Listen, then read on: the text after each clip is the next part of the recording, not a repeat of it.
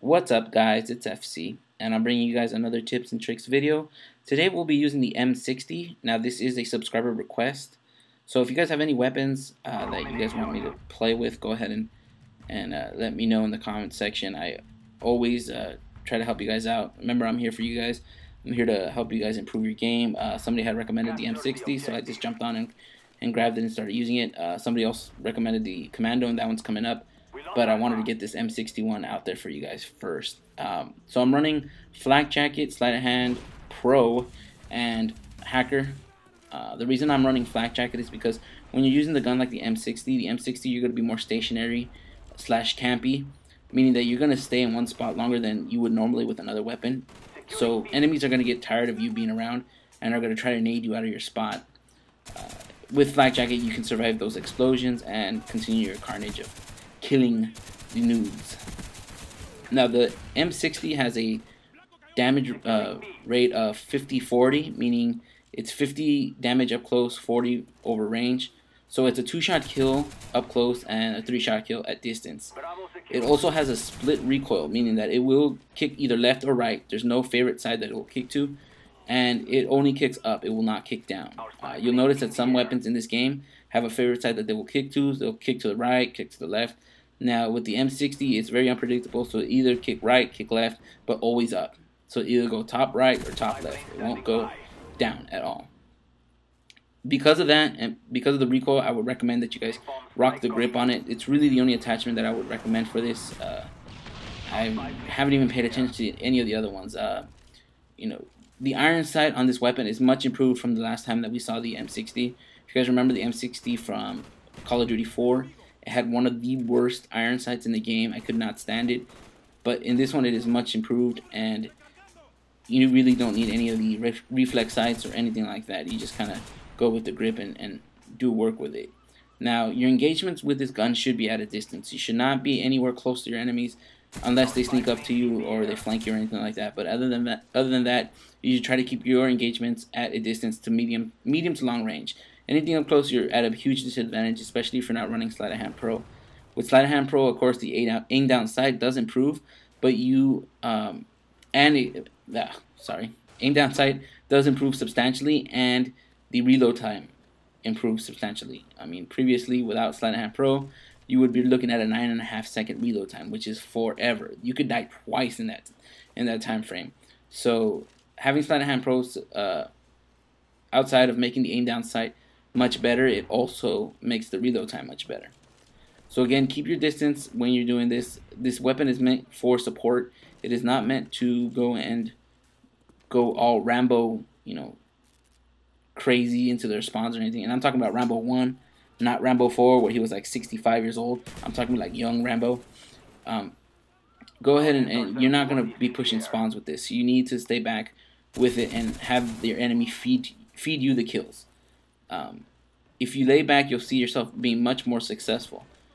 This gun is outclassed up close, so if you want to be a rusher, this is not the gun you want to use.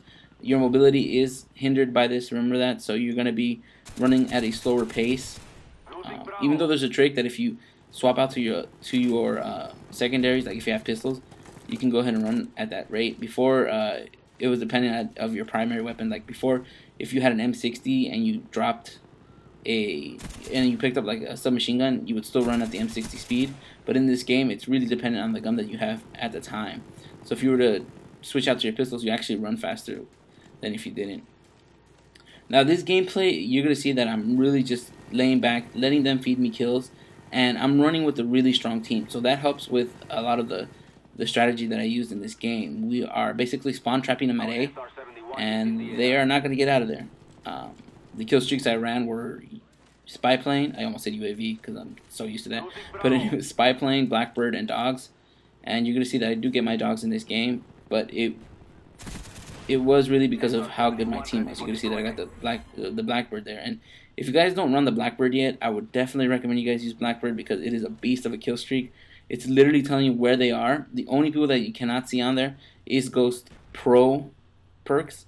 Now, at first I thought it was everybody. It would show up at make everybody show up, but I just read that it is Ghost Pro is the only counter to the Blackbird.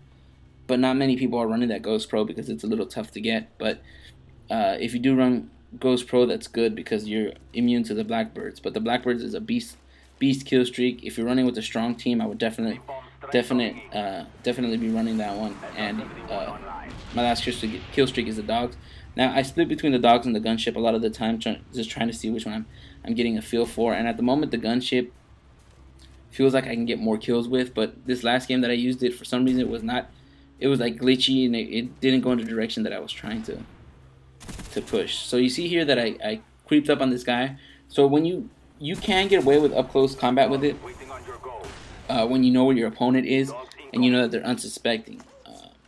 Any weapon when you come up from behind on an enemy will work. So as you can see, since we had the Blackbirds, I knew where they were and was able to pick them off easily. I got my dogs and my dogs are going to town.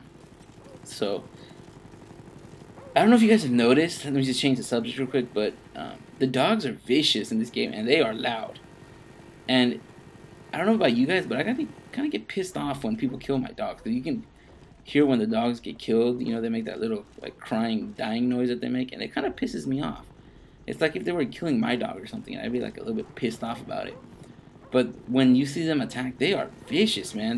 There's no joke. They will rip someone's face off.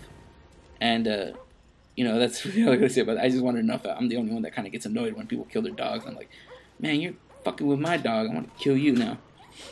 But in any case, the gameplay is, I mean, again, I'm back on this spot right now, and it's really just the safe bet for being successful with this light machine gun. There's really no reason to push up, and you're gonna see actually later on in the video that I try to push up with this gun, and I end up getting owned, and it suits me well because I should not have been pushing up.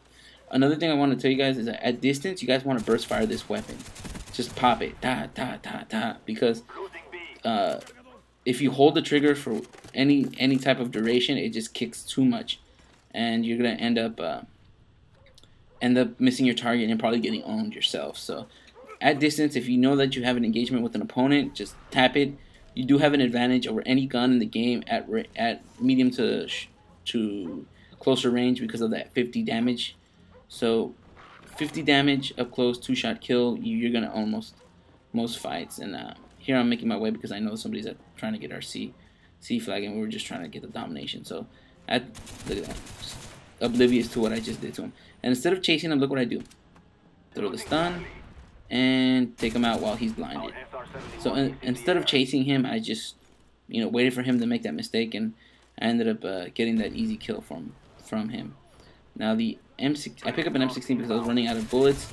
I got lucky that when I was switching, the guy was pretty oblivious to me being there. He did get some shots off on me, but I was able to switch over to the M60, and again at range, 2 shots he's done. So he might have gotten a lot more stuff on target with me, but since I have that stronger weapon, I was able to take him out quicker. And there, the guy actually outsmarted me and he outflanked me, and I got a kill. So my team on this was so strong that I mean, the other team, I don't know why they didn't rage quit, which 99% of the time people do against us. I'm not saying that we're the best team in the world, but it's just when you have an organized team, no matter what, and you guys talk to each other, it's pretty easy to make another team rage, especially if it's all randoms. And here's the spot where I pushed the spawn thinking that I'm gonna get a little cheeky, and I ended up getting owned from the side. I should not have done that. Should have stayed to my side and stayed back a little bit and been more successful. But because I decided that I wanted to be a little bit, rush happy, I got owned from the side and learned my lesson.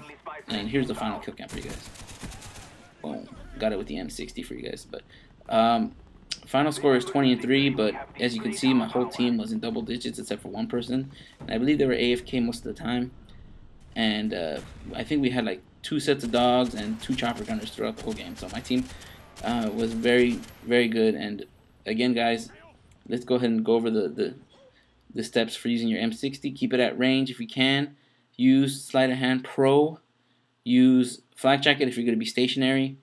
And that's pretty much it. The gun's a beast at 50-40 damage. Recoil is a little bit tough, so go ahead and use the grip on it. And till next time, guys. Later.